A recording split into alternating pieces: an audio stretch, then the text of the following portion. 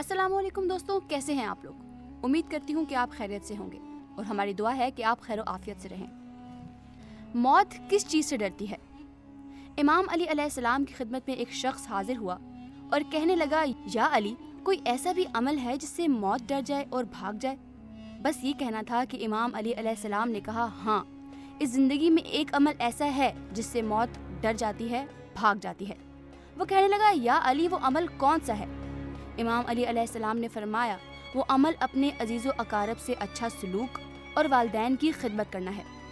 याद रखना, मैंने अल्लाह के रसूल से सुना, जो इंसान अपने माँ बाप की खिदमत करता है, अपने बुजुर्गों का एहतराम करता है, अपने अजीज़ो अकारब से अच्छा सलूक करता है, तो जब भी उसकी मौत का वक्त करीब आता है, मुल्कुल मौत उसके करीब नहीं आ पाता, तब तक जब तक उसके पूरे गुनाह माफ़ न हो।